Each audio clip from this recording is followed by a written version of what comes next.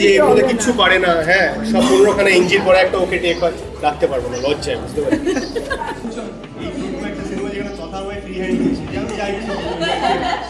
এত সিরিয়াস থাকতে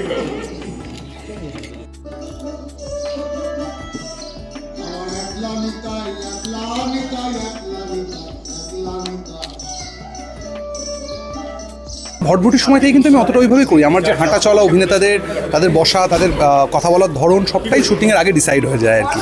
কারণ আমাকেও বুঝতে হবে অভিনেতারা কী করতে চাইছেন, এবং এটা কোনো শেখানো নয়, এটা আলাপ আলোচনার মাধ্যমে আমরা চরিত্রটাকে আবিষ্কার করার চেষ্টা করি।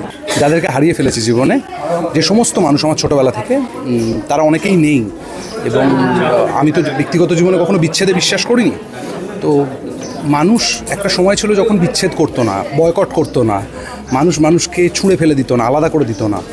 আমি হয়তো এই নতুন পরিবারটা তৈরি করে আর একটা সেই কোথাও আবার সেই ছোটোবেলার বন্ধনগুলো খুঁজে পেতে চাইছি। এই উৎসবে, এই ছবিতে উত্তরটা চমৎকারভাবে অনুসুয়াদির চরিত্র অর্থাৎ অলোকনন্দার চরিত্র একটা উত্তর দেন। সেটা হচ্ছে রাস মানে উৎসব, তো এখানে রাস হচ্ছে ভালোবাসার উৎসব, যেখানে শুধুই দেওয়ার নেওয়ার কিছু নেই। সো এইটাই ছবির ক্রাক্স, এইটাই ছবির উদ্দেশ্য, যে সবাই ছুটছে তো আর প্রমাণ করার জন্য ছুটছে, এবং সেই ছোটাটার পর যখন পাওয়া হয়ে যাচ্ছে তারপরটা আর কেউ জানে না। তার থেকে ছোটার থেকে নিশ্চিন্তে বাঁচাটা বোধহয় বেশি দরকার, এবং সেই নিশ্চিন্তে বাঁচার জন্য নিজেকে প্রমাণ করার দরকার নেই।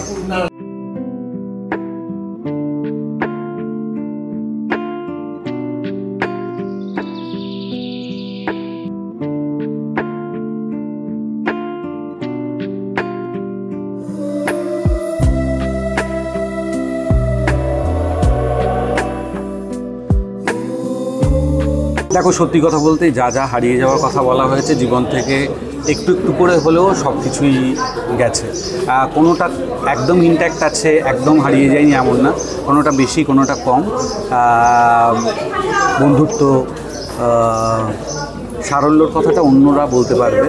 আমি নিজে নেগেটিভিটি অ্যাভয়েড করে চলি বলে আমার জীবনে জটিলতা একটু কম এমনিতেই, হ্যাঁ, জটিল জিনিস থেকে দূরে থাকি।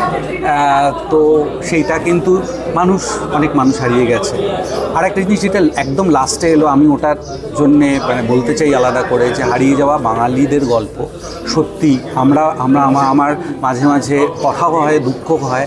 আমরা বাঙালি হিসেবে নিজেরা যে খুব প্রাউড, খুব গর্বিত আমরা বাঙালি, সেরকম কিন্তু আমরা চারপাশে এখন দেখি না। তো আমি পরিবারের ছোটো ভাই, ছোটো কাকার, সেটা জয়েন্ট ফ্যামিলি টাইপ নিয়ে গল্প, জয়েন্ট ফ্যামিলি নিয়ে গল্প আমার কাছে খুব মানে ক্লোজ হয়ে যাচ্ছে ব্যাপারটা। কারণ হচ্ছে কি, যে আমি নিজে যেহেতু জয়েন্ট ফ্যামিলি থেকে বিলং করি, মানে তখন মানে ছোটোবেলা যখন স্কুলে প্রথমে যাই, জিজ্ঞেস করা হয়েছিল যে how many members are there in your family, আমি বলেছিলাম 23। মানে সবার নাম নিয়েছি, কারণ সবাই একসাথে বড় হয়েছিলাম। বাট সময়ের সাথে সাথে মানে সব অনেকে চলে গেল। হ্যাঁ, তো এখন আমি বাবা মা একসাথে থাকি। তো এখন যেহেতু এই সবাই মিলে একসাথে এরকম পরিবারের মতন আবার একটা সিনারিও ক্রিয়েট হয়েছে, ব্যাপারটা প্রচণ্ড ইমোশনাল আমার কাছে। হ্যাঁ, খুব ভালো লাগছে। দেখো, যেটা বিক্রমদা শুরুতেই বললো সারল্য, হয়তো আমাদের মনের কাছে আমরা সবাই এখন নিজের কাছে ওই ইনোসেন্সটা ধরে রাখতে পেরেছি, কিন্তু বাইরের জগতের কাছে, পৃথিবীর কাছে ওই শক্ত দেখানোর বা আমি একা ভালো আছি এই একটা দেখানোর তাগিদে বোধহয় সেই সারল্যটা কোথাও একটা হারিয়ে গেছে। এবং আগে এই সেলফ লাভটাকে আমরা কেউ গ্লোরিফাই করতাম না, এখন সেটা বড্ড বেশি উঠে আসছে। কিন্তু সত্যি কি মানুষ একা ভালো থাকতে পারে, বা কতটা ভালো থাকতে পারে, বা তার সঙ্গে যদি পরিবার থাকে তার কি ভালো থাকাটা আরও বেড়ে যায়? তো সেই সবগুলো তো আছে, সেই সব ইনোসেন্সগুলো, যে ইনোসেন্স ভাবনাগুলো আগে খুব নির্ভয়ে বলে ফেলতে পারতাম, সেইগুলো বোধহয় এখন কোথাও হারিয়ে গেছে। খুব মেপে ঝুপে কথা বলতে হয়। আমি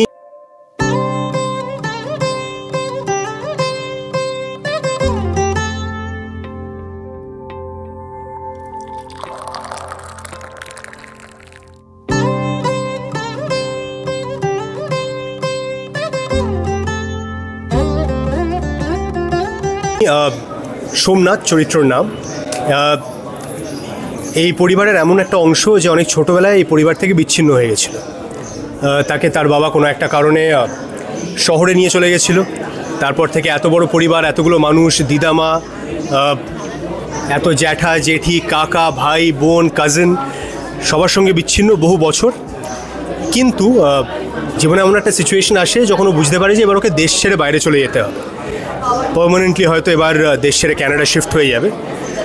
আর তখন ও রিয়েলাইজ করে যে যাওয়ার আগে একবার দিদামার কাছে যাওয়া উচিত, দেখা করে আসা উচিত, বাকি গোটা পরিবারের সঙ্গে দেখা করা উচিত, এবং এসে ওর সঙ্গে কী কী ঘটে, বাড়ির প্রত্যেকটা মানুষের সঙ্গে আবার কী করে নতুন করে পরিচয় হয়, আলাপ হয়, ওদের মধ্যে ভালোবাসা হয় না, এই পুরো জিনিসটার মধ্যে দিয়ে সোমনাথের চরিত্রটা যাচ্ছে, and that is the crux of the character. মানে হয় না কিছু কিছু মানুষের, মানে যৌথ পরিবারে যাদের উপর ছোট বয়সেই অনেক রেসপন্সিবিলিটি দায়িত্ব পড়ে যায়, যার ফলে কৈশোরটা শৈশবটা অনেক আগে হারিয়ে যায় আর কি। তো সেরকমই একটা চরিত্র বলে, এর বেশি কিছু আর এখন এই চরিত্রটা সম্পর্কে না বলাই ভালো। কিন্তু আমার খুব মানে তথার সঙ্গে কোলাবোরেশনে গিয়ে, মানে এখন তো ওর প্রসেসটা তো খুব ইউনিক, ও এখন থেকেই আমাদের থিয়েটারের মতো আর কি রিহার্সাল শুরু করে দেয়, কথা বলে, ফলে দারুণ লাগছে আর কি। তার মানে এই নয় যে বিক্রম যেটা বললো চরিত্রের আলাদা বসে আছে, ওরম নয়, একেবারেই না। আমি এই পরিবারের কেউ নেই, আমি একটি বিশেষ চরিত্রে অভিনয় করছি যে গল্পের একটা এমন সময় ঢোকে যাতে গল্পটা একটা অন্যদিকে অতিবাহিত হয়। সেটা কি, সেটা এখন বলা সম্ভব না। শিরদাঁড়া বন্ধুত্ব মানে এগুলো না কমন হয়ে গেছে এখন, মানে সবাই হারিয়ে ফেলেছে, মোটামুটি সবাই জানে, ঠিক আছে। এবং যার শিরদাঁড়া আবার শক্ত করে দাঁড়িয়ে এরকম দাঁড়ানোর ইচ্ছে, তারও সে জানে যে হারিয়ে গেছে, কিছু উপায় নেই, অপশান নেই এই মুহূর্তে কোনো খোলা। কিন্তু তার থেকেও বড় বিষয় আমার যেটা মনে হয় যে আমরা এত বেশি অধৈর্য হয়ে পড়েছি, আমরা এখন অনেক বেশি মানে ছুটছি, আমাদের মধ্যে না শ্রোতা নেই, কেউ কারো কথা শোনে না, শুনতে অপেক্ষা করে কথাটা কেটে আমি যখন মাঝখানে একটা কথা বলবো, নিজের একটা কথা বলবো।